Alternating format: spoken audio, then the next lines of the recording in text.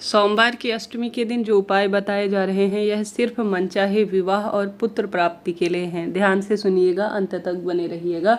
आप जानते होंगे इस समय विवाह की बाधा सबसे बड़ी परेशानी है और संतान प्राप्ति न होना सबसे बड़ा दुख है। ऐसे में यह जो उपाय हैं यह खास सोमवार के दिन किए जा सकते हैं या सोमवार अष्टमी के पावन पवित्र दिन पर किए जा सकते हैं। 21 अप्रैल 2025 सोमवार की अष्टमी के दिन सर्वार्थ सिद्ध योग बन रहे हैं और कई तरह के दुर्लभ और चमत्कारी संयोगों में यह दिन बहुत खास हो गया है। इस दिन पूरा दिन रात्रि भर तक जब भी आपको समय मिले उपाय आपको कर लेना है। कैसे उपाय करना है ध्यान से सुने, अंत तक बने रहे। सुंदर लाल या पीले रंग के कपड़े पहने, गंगा जल मिश्रित जल का चुनाव करें नहाने के लिए।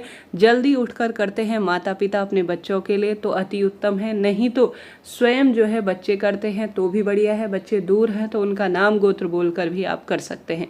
जैसा मैंने विदित कराया सिर्फ वही व्यक्ति देखें जिनके विवाह की दिक्कत है और साथ ही वंश वृद्धि नहीं हो रही है। ठीक है, सबसे पहला उपाय जो बहुत सरल है और सबसे चमत्कारी है और सबसे खास है उसे आपको बतलाना चाहूँगी, उसे सुनिएगा। फिर अन्य उपाय हैं। यह उपाय सभी के लिए हो सकता है, खास तौर पर जिन बच्चों के विवाह की दिक्कत है, मांगलिक दोष है और खास तौर पर रिश्ते की बात बनते बनते रुक जाती है, जिन महिलाओं के संतान की परेशानी है, किसी ने कोख बंधन कर दिया है, किसी ने कोई मानसिक शारीरिक हाई टोक लगा दी है जिस कारण से संतान उत्पत्ति में दिक्कत है, वंश वृद्धि नहीं हो रही है।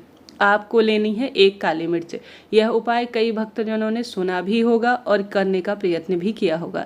इसके बाद जो खीर का उपाय है उसे कैसे करना है, दोनों को ध्यान से सुने, अर्थात संतान प्राप्ति वालों को भी और विवाह वालों को भी, उसे भी सुनते हुए जाइएगा। पहला उपाय काली मिर्च का है।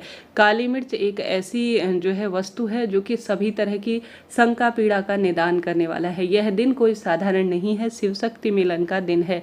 एक काली मिर्च लेनी है। गुरु जी कहते हैं शिव शक्ति का ध्यान कर कर, शिव अर्थात शक्ति, माँ काली, माँ भगवानी, माँ दुर्गा जो कि अपने आप में अद्भुत है। तो एक काली मिर्च लेनी है, 7 बार उस व्यक्ति के ऊपर से उतारा कर लेना है। इस उपाय को आप गुरु जी के मुख से भी सुन सकते हैं। मैं इतने विश्वसनीय तरीके से कह रही हूँ तो ऐसे ही नहीं कह रही हूँ, आप सुन सकते हैं। यह सोमवार अष्टमी पर खास किया जाता है। एक काली मिर्च को लेकर जो व्यक्ति परेशान है संतान की विवाह की दिक्कत लेकर, उसके ऊपर से 21 बार या 7 बार आप महादेव के किसी भी स्वरूप का स्मरण कर सकते हैं। कोई दिक्कत की बात नहीं, साधारण सरल तरीके से श्री शिवाय भी कह सकते हैं। ये मात्र एक काली मिर्च को व्यक्ति के ऊपर से 7 या 21 बार एंटी क्लॉक अर्थात उल्टी दिशा में उतारा करने के बाद इस काली मिर्च को पीपल वृक्ष की जड़ में आपको दबाकर आ जाना है, क्योंकि पीपल में नकारात्मक और सकारात्मक दोनों ऊर्जाएं वास करती हैं।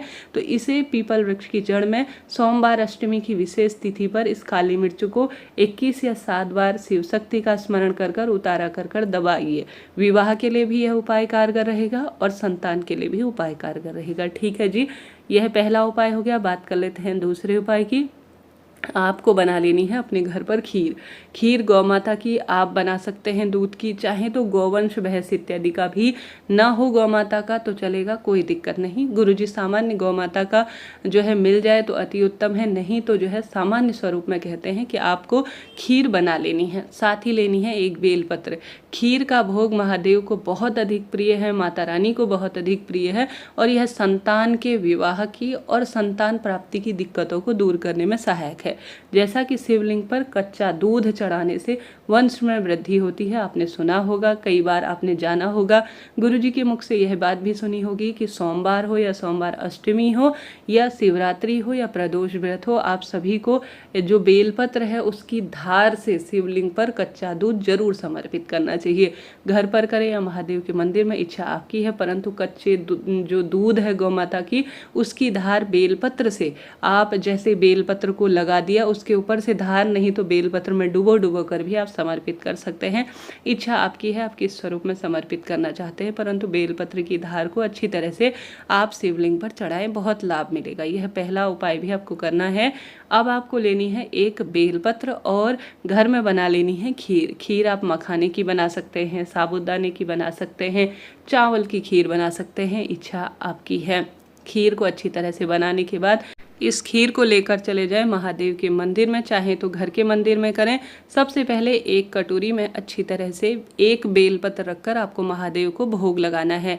बेलपत्र शिवलिंग पर चढ़ी हुई धुली हुई अपने लिए जब काम में लेंगे तो धो लीजिएगा, इस बात का ध्यान रखें।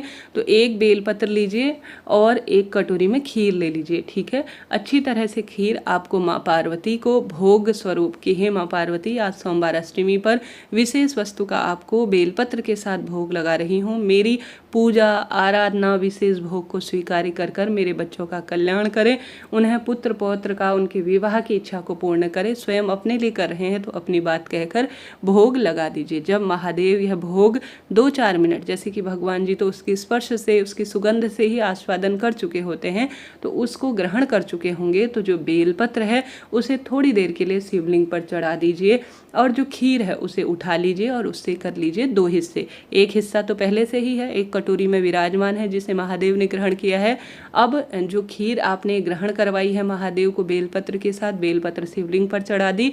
अब 2 कटोरी जो आप लेकर गए हैं कागज की, जिस भी स्वरूप में, पत्तल इत्यादि की, उस खीर में से जो भोग लगाई है उसमें से एक हिस्सा आप गौ माता, जिसमें 33 कोटि देवी देवता वास करते हैं, उसको खिलाने के लिए आप छोड़ दीजिए, अर्थात उनको खिला दीजिए। बछड़े वाली गौ माता हो तो अति सुंदर है, नहीं तो गौवंश कोई भी हो, नंदी बाबा भी हैं तो भी चलेंगे, कोई दिक्कत नहीं, परंतु कोशिश तो करें कि गौ माता जिनका बछड़ा हो उन्हें खिला देते हैं तो अति उत्तम माना जाता है। इसे विवाह के बंधन करते हैं और संतान सुख वंश में वृद्धि होती है।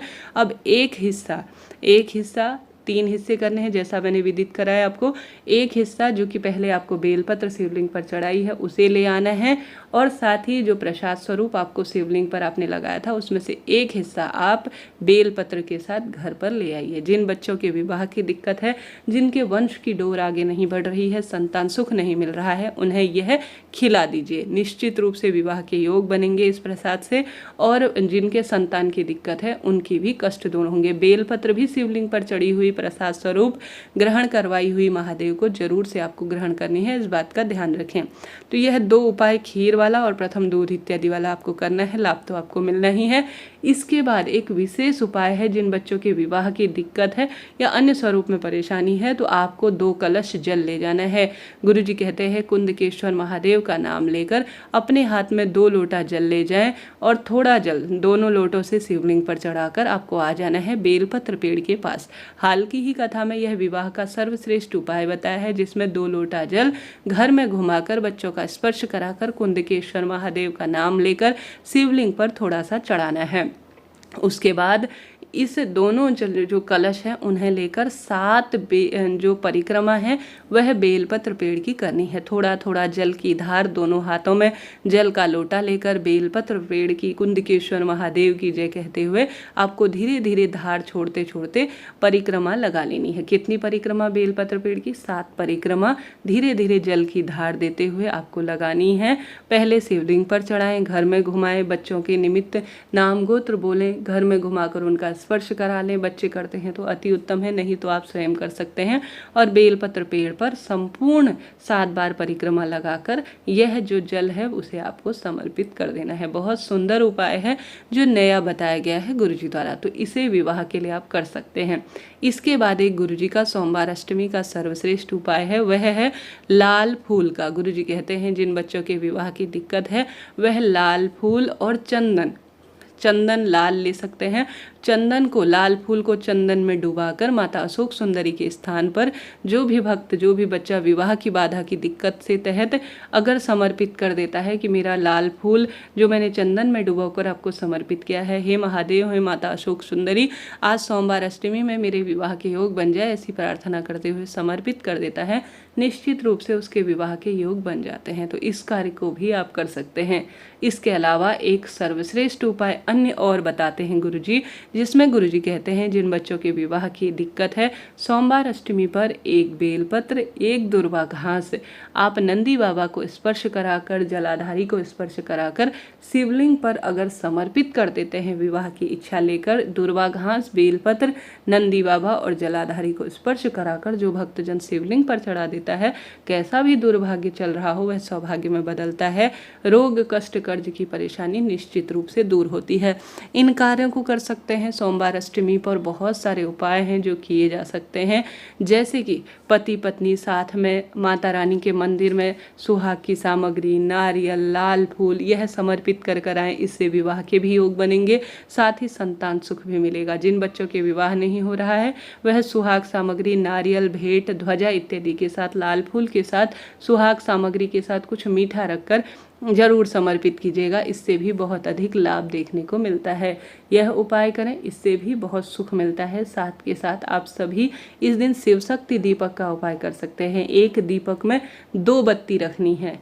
दोनों ही गोल रख सकते हैं, दोनों ही लंबी रख सकते हैं, ऐसा कोई इसमें मापदंड नहीं है। शिव शक्ति का ध्यान रखकर प्रदोष काल में एक चावल का दाना रखकर आप सभी को या तो बेलपत्र पेड़ के नीचे या महादेव के मंदिर में मेरे बच्चों के विवाह हो, पुत्र रत्न की प्राप्ति हो, ऐसी प्रार्थना करते हुए शिव शक्ति की जय कहते हुए यह सुंदर भाव सच्चे मन से यह एक श्रेष्ठ उपाय करने का प्रयत्न करना है। इससे लाभ तो आपको मिलना ही है। तो इनमें उपाय आप करिएगा कोई ना कोई। इससे पहले नारियल इत्यादि का उपाय बताया गया है, उसे भी आप कर सकते हैं। श्री शिवाय नमस्तुभ्यम। यह वीडियो कारगर है तो लाइक करें, शेयर करें, सब्सक्राइब करें। मैं प्रार्थना करती हूँ आपके सभी काम सिद्ध हों। हर हर महादेव, जय माता दी।